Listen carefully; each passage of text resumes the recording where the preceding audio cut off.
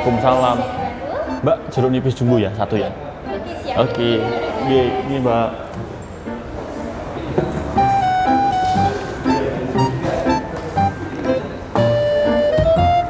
Hei, ada Pak Rawi, Dokter Rawi. Dokter BN. Oh, iya. Loh Mbak, aku juga mau dong. Oh iya, terus silakan apa? Apa ya? Cappuccino anak? Siap. Oh iya wes, Gitu, satu gitu, ya. Oke. pol- Gimana Pak? Lagi poli Dok? Ya baru selesai. Oh, baru. Gimana? Dok, gini Dok. Ada masalah? Semalam kan saya dapat pasien. Jadi itu mbah-mbah usia 70 tahun lah. Jadi ceritanya itu mbah-mbahnya itu pergi ke sawah. Pergi ke sawah terus ini katakan tadi waktu anamnesis itu pergi ke sawah terus habis itu kepleset di sungai dekat sawah. Nah, terus habis itu tangan kirinya itu kebentur plengsengan sawah. Terus habis itu dari beliaunya langsung dibawa ke Sangalto. Oh, Sangalto. Nah, ya, umum ya. Di masyarakat ya, betul. Gitu. Nah, ya. Dok, makasih ya Mbak ya. saya mau nanya nih, untuk sebenarnya itu dengan kondisi yang seperti itu tuh perlu dioperasi nggak sih Dok? Apa? Nanti problemnya patah tulang. Patah ya? tulang, perlu dioperasi nggak sih? Ya kalau patah tulang itu sebenarnya kriterianya itu banyak. Ya toh. Jadi pada prinsipnya kita itu harus tahu definisi patah tulang dulu. Nah, patah tulang itu apa? Patah tulang itu sebenarnya kalau orang secara umum kan ya tulang yang patah gitu ya. Tapi sebenarnya enggak. Jadi pada definisi terbaru itu patah tulang itu adalah kerusakan ya toh, soft tissue atau jaringan lunak. Ya kan? Jaringan lunak yang disertai dengan patahnya atau diskontinuitas dari tulang. Jadi sebenarnya diskontinuitas tulang itu adalah problem kedua. Problem pertamanya adalah cedera jaringannya, soft tissue. Jadi yang pertama itu yang membuat, jadi termasuk kegawatan enggak? Ya, kalau kita klasifikasikan ini ngomong kegawatan lain lagi nanti ada ya kita singgung sekilas ya. Kalau kegawatan itu kan ada yang mengancam nyawa, ada yang mengancam ekstremitas atau limb atau lengan dan tungkai kita. Nah, itu kira-kira kegawatan itu. Nah, nanti kriterianya kan masuk ini life threatening atau mengancam nyawa atau mengancam lengan. Ya, ekstremitas lah ya kita ngomong. Nah, terus kasus tadi itu berarti termasuk mengancam lengan berarti Dok. Kalau misalkan tidak segera dilakukan misalkan katakan kita di penanganan ya. Operasi gitu apa dilihat dulu dari foto tulangnya dulu atau gimana Dok? Ya gini. Jadi kalau secara umum patah tulang itu penanganannya adalah non operatif. Jadi sebenarnya secara umum itu kita itu adalah melihat patah tulang itu tidak dari setiap patah tulang harus operasi. Ya, jadi patah tulang itu kita harus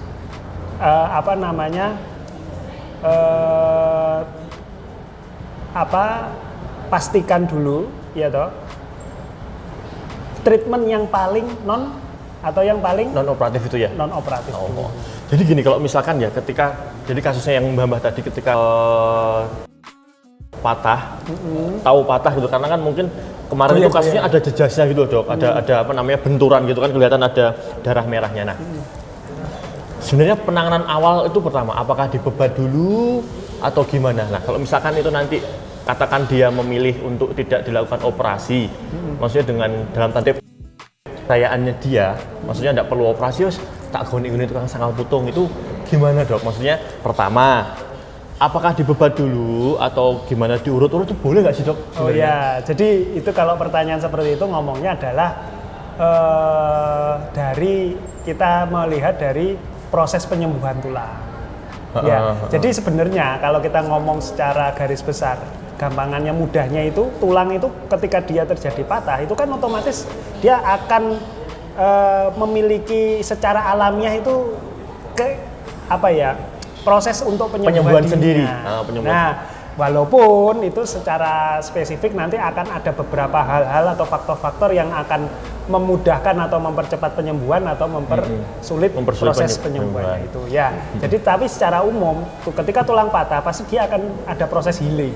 Nah, itu penyembuhan sendiri ya. Iya, jadi sebenarnya kalau kita melihat dari hukum itu ya, artinya sebenarnya tulang ketika terjadi patah tidak usah diapa-apakan.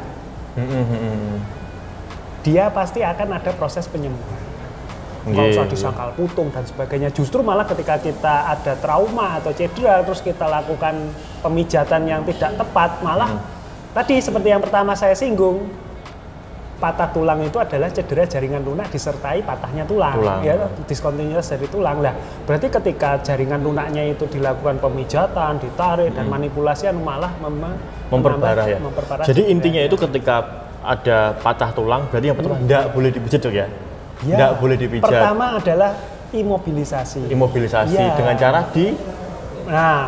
macam-macam tergantung dari intinya adalah mengimobilisasi kedua sendi di jadi kalau misalkan patahnya di sini harus di sini sama di sini ya. Jadi misalnya patah tulangnya di lengan, berarti kita harus mengimobilisasi mulai bahu hingga siku. Untuk imobilisasi sendiri dok, itu boleh pakai apa aja yang penting yang ada di situ yang penting keras enggak dua sendi ini yang penting tidak bergerak gitu ya intinya. Ya, tapi kita harus ingat kita harus memilih alat atau bahan yang tidak mencederai. Jadi misalnya itu papan keras ya harus kita lapisi dulu supaya tidak menimbulkan luka penekanan pada tempatnya itu. Jadi imobilisasi dulu dok ya. Terus dok saya mau nanya, jadi ketika imobilisasi dok ya, jadi misalkan ini yang pasien ini rumahnya di atas gunung, kok di sini mana ya dok ya? Jadi daerah mana ya? Parang gitu kan ya? Kan kasusnya yang kemarin itu kan baru 6 jam, lebih dari 6 jam. Nah itu ada batas waktunya nggak dok? Maksudnya ketika dipidai harus berapa lama dilepas lagi dan bagaimana gitu? Kalau kita ngomong waktu ya, berarti itu kita ngomong ada atau tidaknya patah tulang terbuka, Dokter Oli. Kalau nanti ada patah tulang terbuka, artinya kita harus menggunakan golden period itu, golden time. Jadi kita harus sesegera mungkin. Kalau secara textbook literatur mengatakan kurang dari 6 jam. Seperti kurang dari 6 jam dok ya? Untuk segera dilakukan penanganan. Dok, kalau misalkan itu lebih dari 6 jam, efeknya apa sih dok? Ya meningkatkan resiko infeksi. Kalau itu open, kalau tertutup? Kalau tertutup sebenarnya tidak ada.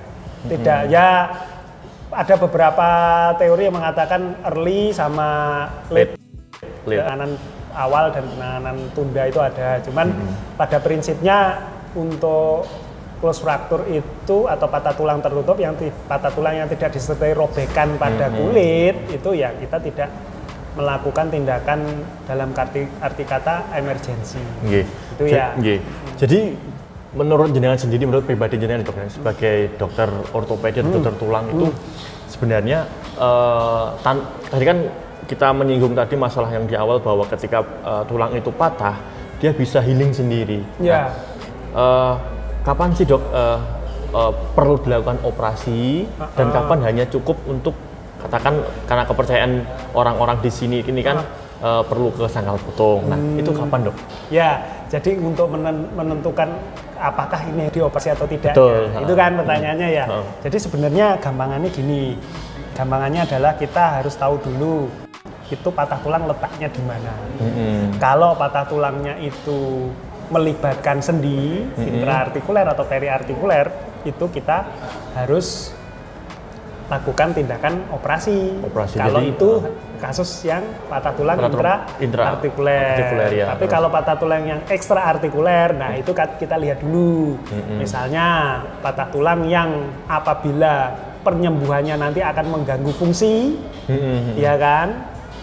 Nah itu kalau penyembuhan dalam arti kata penyembuhan yang tidak anatomis ya, tidak kembali ke posisi yang sebelumnya akan mengganggu fungsinya, itu harus dioperasi. Idealnya dilakukan operasi. Kenapa kok operasi? Sebenarnya operasi itu tujuannya apa toh?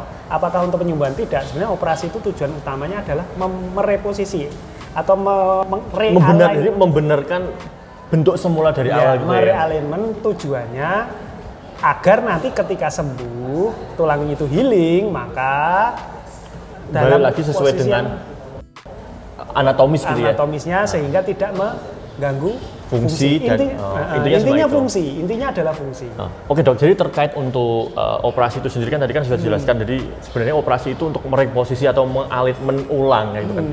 Untuk penyembuhannya dok, untuk penyembuhan setelah operasi itu butuh berapa waktu lama dok? Misalkan patah tulang tangan sama kaki kan berbeda ya. Itu kapan sih dok ini sudah bisa difungsikan lagi? Ya misalkan patah tulang tangan bisa difungsikan kembali normal, dan misalkan kalau misalkan patah tulang kaki bisa berjalan normal, itu butuh waktu berapa lama? Ya itu pertanyaan bagus itu. Jadi sebenarnya tadi juga sudah saya singgung ya, fracture healing ya. Jadi proses penyembuhan dari patah tulang. Jadi itu ada tahapan-tahapannya. Misalnya tahapan pertama adalah terjadinya hematom. Patah tulang pasti ada terjadi perdarahan, makanya pasti bengkak kan. Ketika terjadi patah tulang bengkak, maka di dalamnya itu akan terjadi hematom. Nah, hematom itu nanti akan berproses menjadi pembentukan kalus ya kan. Terus habis itu, kalus itu tulang baru ya. Baru yang mengena. Terus habis itu akhirnya dia akan terjadi mineralisasi, kalsifikasi, kemudian union sampai terakhir konsolidasi. Gitu. Jadi ada tahapannya itu. Nah, kalau waktu itu ada beberapa faktor yang mempengaruhi waktu. Kalau kita ngomong itu kan tahapannya, tahapan relatif sama. Tetapi kalau waktu bisa berbeda-beda. Misalnya tergantung dari usia. Pada usia yang semakin dewasa atau semakin tua, maka waktu itu akan semakin lama ya dia. Pada umumnya seperti itu. Terus kemudian dari lokasinya, misalnya upper extremity atau ekstremitas atas akan lebih cepat daripada lower extremity. Pada daerah-daerah tulang yang sedikit vaskularisasi juga akan lebih lambat kalau terjadi. Iya, Mbak. Wah, makasih Mbak. Iya. Oke. Ya gitu ya. Seperti itu. Jadi tahapannya itu kalau waktunya itu tergantung usia, tergantung tempatnya, tergantung pola dari patahannya. Jadi kalau patahannya itu misalnya sangat mencederai jaringan pembuluh darah di sekitar tulang, maka itu juga akan menyebabkan melambatnya proses penyembuhan. Jadi kita nggak bisa nih membuat seperti orang datang ke kantor, datang jam 7, pulang jam 4 sore. Jadi belum pasti berarti ya, jadi akan banyak faktor-faktor yang akan mempengaruhi. Tapi kita harus tahu itu tadi untuk menjelaskannya ya, tahapannya kita harus tahu tahapan penyembuhan tulang. Terus makanan apa sih dok yang sekiranya bisa mempercepat itu ya, selain usia, kemudian juga parahnya patahan. Terus habis itu untuk makanan perlu nggak sih, maksudnya harus diet makanan khusus gitu ya untuk mempercepat penyambungan tulang gitu. Ya, jadi kalau makanan ya, pada prinsip tulang itu ketika dia sembuh, proses penyembuhan tulang sama seperti penyembuhan yang lainnya ya, luka lain atau makan orang yang sakit gitu ya. Yang penting adalah kecukupan gizi. Gizi cukup. Ya. Jadi kecukupan gizi itu ya kalau kita jabarkan akan ada pembicaraan lebih khusus lagi ya. Tapi pada prinsipnya itu kalau dia terjadi cedera itu perlu yang dimakan gizi yang cukup. Terutama protein ya. Protein. Kemudian mineral ya. Jadi tidak perlu tarak dok ya? Justru malah sebaliknya. Cuman memang kadang-kadang itu kalau orang-orang yang tidak tahan terhadap makanan spesifik tertentu, maka dia memang ya makanan tertentu itulah yang harus dihindari. Justru malah ada ini zat-zat yang menghambat penyembuhan tulang. Nah itu malah yang harus kita tahu. Jadi contoh ya yang biasanya sering kita dapati di masyarakat itu rokok. Oh jadi rokok tuh malah menghambat gitu ya? Betul, karena apa? Rokok itu kan ya kita tahu nikotin ya. Nikotin itu bisa merusak atau mengganggu kontinuitas dari pembuluh darah, ya kan. Nah, seperti pada orang yang tidak apa-apa pun terjadi penyakit Buerger, ya kan, penyakit yang kerusakan pembuluh darah karena faktor itu apa hanya Buerger itu dok ya? Saya tertarik dengan pemberitahuan dari jenengan. Buerger itu apakah hanya dari zat-zat itu tadi atau misalkan kena treatment yang lain gitu dok? Apakah karena memang bebatnya terlalu pos operasi terlalu ketat atau gimana? Oh iya, kalau beban yang terlalu ketat dan sebagainya itu kan akan terjadi atau hambatan vaskularisasi atau aliran pembuluh darah toh. Aliran darah nggak bisa mengalir ya? Itu berbahaya, malah justru itu malah berbahaya untuk ekstremitas ya. Ya kira-kira itu. Jadi pada prinsipnya itu kita itu kalau nanti Dokter Rawi ditanyai ada masyarakat umum gitu, apakah patah tulang itu harus dioperasi? Harus ya? Tidak, kita harus lihat dulu. Kita akan lihat dulu kira-kira itu tadi itu patah tulangnya seperti apa, ya kan? Dan pada usia berapa? Terus karena apa? Ada patah tulang luka terbuka atau tidak, ya kan? Itu semua akan mempengaruhi. Gitu. Jadi semua saling terkait, Dok ya? Saling terkait. Dan yang penting adalah ketika kita terjadi cedera, ada masyarakat yang terjadi cedera, itu yang paling penting adalah diagnostik dulu. Jadi datang ke rumah sakit dulu, kita lakukan pemeriksaan dulu, ya kan? Kita ketahui permasalahannya. Nah, setelah itu baru kita tentukan penanganannya. Apakah itu misalnya katakanlah ada patah tulang. Apakah ini pasien menghendaki operasi atau tidak? Itu kan semua kembali kepada pasien. Ya kan? Kita kan cuman memberikan sebagai tenaga medis, kita hanya bisa memberikan saran, memberikan wacana. Jadi kalau patah tulang seperti ini baiknya dioperasi. Tulang seperti ini baiknya tidak dioperasi. Loh ada. Jadi jangan semua kalau ke rumah sakit pasti operasi. Enggak. Semua itu ada pertimbangannya. Dokter Rawi kayaknya ya. Kemarin konsul saya pasien itu coba. Iya, nah, itu. Ya, Dok. Ini Dok, sebentar Dok, saya cari fotonya. Itu coba saya ini jelaskan. Assalamualaikum, Dok. Waalaikumsalam. Mbak Niken. Mbak Niken. Ngobrol apa ini? Wah, ini Dokter Ben ini ngasih materi yang isinya daging semua. Nah, ini dagingnya. Kentangnya ya dagingnya ngomongnya ini. Oh iya. Ya, saya mau kentang goreng ya. Satu sama kentang. Siap, ditunggu dulu. Kebetulan ya ada Dokter BN. Saya tuh ada pertanyaan, Dok. Jadi gini, Dok, apa namanya? Kalau misalnya jatuh kan, Dok? Jatuh gitu. Terus kemudian ini kebetulan pasiennya tuh pasien lansia, Dok. Lansia terus jatuh. Nah, beliaunya itu sepertinya diduga patah tulang. Sepertinya. Nah, terus kemarin ditanya sama keluarganya, apakah itu rekomendasinya seperti apa? Saya katanya seperti itu karena kebetulan pas setelah jatuh dibawa ke rumah sakit terdekat ya, karena diadviskan untuk operasi, kemudian katanya kok harus ganti harus ganti bonggol, tulang paha. Iya, kebetulan kan yang patah tuh sebenarnya tulang pahanya itu, Dok. Nah, itu terus saya ditanya, Mbak, apa udah diganti tuh tulang pahanya? Ini jujur saya belum tahu untuk yang hari ini apakah saya harus menjawab seperti apa di rumah sakit, Dok. Jadi intinya ganti tulang gitu. Iya. Jadi kok kayaknya ya itu banget ya, kasihan sih sudah lansia saya, Dok. Ya. Mungkin kalau dari gambarannya yang Mbak Niken jelaskan ya, kok kayaknya ya, saya kan nggak punya ronsen, Mbak, di foto, enggak ya? Belum. Saya belum ronsen pasiennya, belum ke rumah sakit. Sudah ke rumah sakit, tapi kebetulan saya belum sampai belum tahu. ronsennya apa belum. Iya. Tapi mestinya kalau udah ke rumah sakit, sudah ada penjelasan harus diganti itu ya. Ya kalau seperti itu ya, kalau hanya mendengarkan dari ceritanya, ada kemungkinan yaitu patah tulang paha yang paling pangkal ya. Jadi yang masuk di dalam sendi panggul, Mbak Niken. Jadi itu memang khas atau banyak ya, predominannya itu terjadi pada usia tua memang.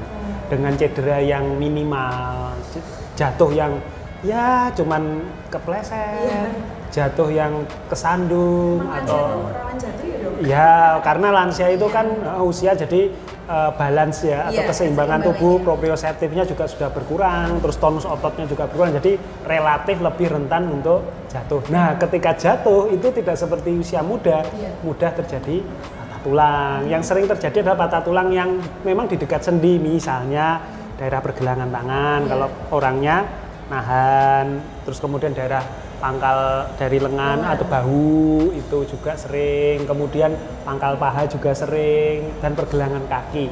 Jadi tempat-tempat itu sering terjadi pada usia tua. Nah sekarang kita lihat kalau misalnya di pangkal paha, kalau memang dari rumah sakit yang disarankan untuk operasinya jenisnya apa, mengganti bonggol, itu kemungkinan memang patah tulang di situ. Kenapa kok patah tulang di situ tuh harus diganti bonggol? Itu gini, jadi patah tulang di dalam sendi itu khusus.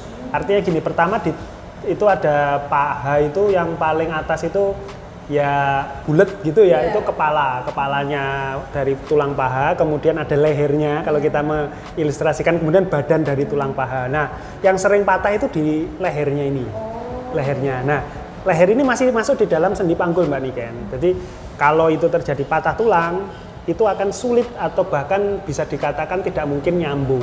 Loh, kenapa? Tadi saya sudah cerita sama Dr. Owi Panjalu, kalau tulang itu patah pasti ada kemungkinan nyambung. Lah itu tapi ada faktor-faktor ya tadi yang mungkin menghambat atau mempercepat proses penyembuhan tulang. Nah, ini adalah faktor yang menghambat Mbak Niken. Jadi kalau pada tulang yang lehernya tulang paha itu, dia kan berada di dalam sendi.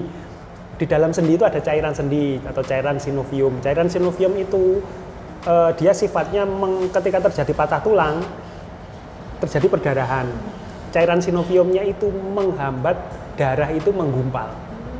Nah, padahal gumpalan darah yang menggumpal kemudian terjadi gumpalan itulah yang menjadi langkah lanjutan untuk tadi apa? Penyembuhan tulang gitu loh. Jadi ketika dia darahnya tidak menggumpal, otomatis kan penyembuhan tulang atau penyembuhan tulangnya jadi tidak terjadi.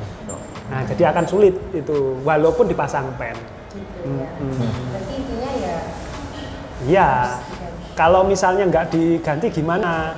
Ya, yang jelas seperti yang kita pelajari biasanya adalah patah tulangnya itu tidak akan sambung atau sulit untuk jadi sambung. Nah, kalau sulit tidak sambung akan terjadi gangguan gerak. Nah, kalau itu diganti kan pasien akan bisa segera berlatih duduk, segera bisa berlatih berdiri dan berjalan. Nah, banyak kok pasien dengan patah tulang seperti itu, apalagi aktivitas sebelumnya masih pasien yang orang yang aktif itu nanti segera dilakukan itu malah harapannya untuk pulih akan lebih baik. Gitu loh. Terima kasih sekali. Ya disarankan kalau ya masing-masing inilah, masing-masing itu ada banyak pertimbangannya. Kalau itu saya sarankan nanti saya info ke saudara. Oke Mbak Niken, siap. Ya. Oh, enggak apa-apa Mbak Niken. Nah ini kentangnya sudah jadi. Sudah jadi, Pak. Oh ya. Apa nah tadi Dokter Awi? Ini dok. Oke. Pasien yang kemarin dok. Nah. Oh ini. Oke. Ini perlu dioperasi nggak dok? Nah, oke. Jadi kalau kita lihat dari patah tulang seperti ini ya, kita pasti harus